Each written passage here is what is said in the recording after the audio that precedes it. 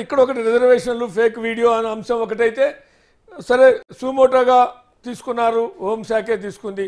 సరే దాని వెనకాల వాళ్ళు చెప్పే రాజకీయ కోణం అంటే ఢిల్లీ పోలీసులు అనగానే సహజంగా మన చేతిలో ఉంటారు. మళ్ళీ తెలంగాణ పోలీసులు అంటే కంప్లైంట్ ఇచ్చినా వాళ్ళ మీద ఏదో కేసు పెట్టినా తూతు మంత్రంగా ఉంటుంది. కాబట్టి ఢిల్లీ పోలీసులు కేసు పెడితే ఢిల్లీ చుట్టూ తిరగాలి. కాబట్టి ఆ మేరకు ఎంతో కొంత వాళ్ళ మీద ప్రెజర్ పెరుగుతుంది. ఆ ప్రెజర్ పెరిగితే వాళ్ళు ఎంతో కొంత డిఫెన్స్లో పడతారు అనేటువంటి కాన్స్పిరసీ కూడా దీని వెనకాల ఉంది.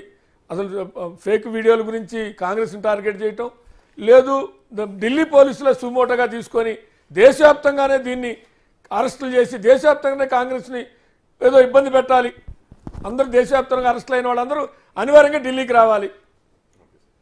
ముందుగా పివి గారు, ముందుగా మీకు అట్లాగే మహేష్ గారికి, పుల్లారావు గారికి అండ్ రాకేష్ గారికి, మన బిగ్ టీవీ ప్రేక్షకులందరికీ నమస్కారం అండి. నేను ఇప్పుడు మహేష్ గారు చాలాసేపే మాట్లాడారు, మమ్మల్ని వాట్సాప్ యూనివర్సిటీ అన్నా డాక్టరింగ్ చేశారన్నా. మీకు తెలిసిందే, ఏదైనా డిబేటబుల్ చేయొచ్చు, ఇంటరప్ట్ చేయొచ్చు. నేను చేయలేదు. అదే కన్సిడరేషన్ నాకు ఇస్తారని చెప్పి ఫస్ట్ హోప్ చేస్తున్నాను. నేను ఫ్యాక్ట్స్ విత్ ప్రూఫ్సే మాట్లాడతాను, ఇప్పుడు ఏది మాట్లాడినా సరే. ఇప్పుడు అది రిబట్ చేయగలిగితే వారు రెండో రౌండ్లో వారు రిబట్ చేసుకోవచ్చు. కానీ ప్రశ్న ఇది, ఇప్పుడు అంబేద్కర్ గారు మనకు రాజ్యాంగంలో అసలు రిజర్వేషన్స్ తీసుకొచ్చింది అంబేద్కర్ గారు, మీకు తెలిసిందే, నాకు తెలిసిందే. అట్లాంటి అంబేద్కర్ గారిని క్యాబినెట్ నుంచి ఎందుకు పంపించాల్సి వచ్చింది? వారు వెళ్ళిపోయారో, పొగబెడితే ఉండలేక వెళ్ళిపోయారో, ఎందుకు పంపించారు? 1950లో మనకు రాజ్యాంగం, అందులో రిజర్వేషన్లు వచ్చింది. 51 కల్లా వారు ఉండలేకుండా చేసి కాంగ్రెస్ ప్రభుత్వంలో వారిని బయటికి పంపించి 52లో ఎలక్షన్లు అయితే బాంబే పార్లమెంట్లో కాంగ్రెస్ క్యాండిడేట్ని పెట్టి మరీ ఓడించారు. ఒకటి.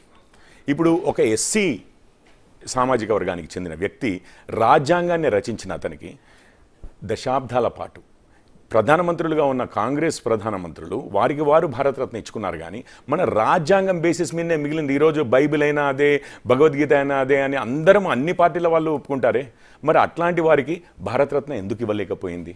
అంటే ఎందుకు అంత వ్యతిరేకత రిజర్వేషన్లు ఇచ్చారు చేయబట్ట? ఒకటి. రెండవది, ఇప్పుడు ఎన్నో దశాబ్దాల తర్వాత ఒక బీసీ వ్యక్తి ప్రధానమంత్రి అయ్యారు దేశానికి.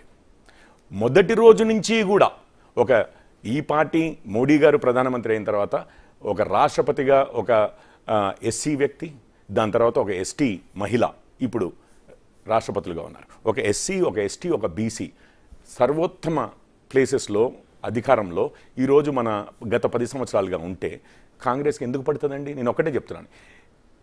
మొదటి నుంచి కూడా నెహ్రూ గారైనా, ఇందిరాగాంధీ గారైనా, రాజీవ్ గాంధీ గారైనా, దాని తర్వాత మన్మోహన్ సింగ్ గారి హయాంలో సోనియా గాంధీ గారి ద్వారా నడిచిన ఒకే కుటుంబం.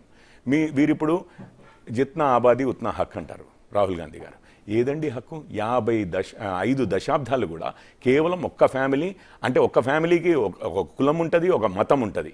అదే కులము, అదే మతము, అదే కులం వాళ్ళే మొత్తం నడిపించి మేము బడుగు బలహీన వర్గాలకి సపోర్ట్ ఇచ్చేవాళ్ళము, అసలు మిగిలిన వారంతా ఇది అని అంటారు. ఇంకొకటి, ఆర్ఎస్ఎస్ గురించి మాట్లాడుతూ ఉంటారు. వీళ్ళ ఇది అంబేద్కర్ గారి ఎలక్షన్ ఏజెంట్ ఆ సంవత్సరం ఎవరు అనుకుంటున్నారు? దత్తోపంత్ థెంగ్డి. ఆయన ఎవరు? ఆర్ఎస్ఎస్ ప్రచారక్.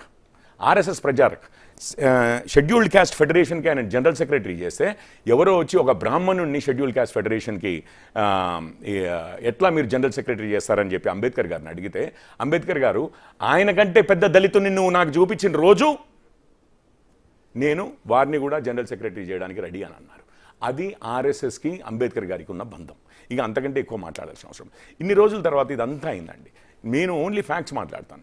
మన ప్రభుత్వం ఇక్కడ మీకు తెలుసు, సుప్రీంకోర్టు 50% మీద లిమిట్ చేసింది. రాజ్యాంగంలో అంతకుముందు సుప్రీంకోర్టు జడ్జిమెంట్ కంటే ముందు 69% తమిళనాడులో ఉంది. ఇంకొకటి కొన్ని రాష్ట్రాలు స్పెషల్ షెడ్యూల్లో పెట్టేసి వీటిని రివ్యూ చేయకూడదు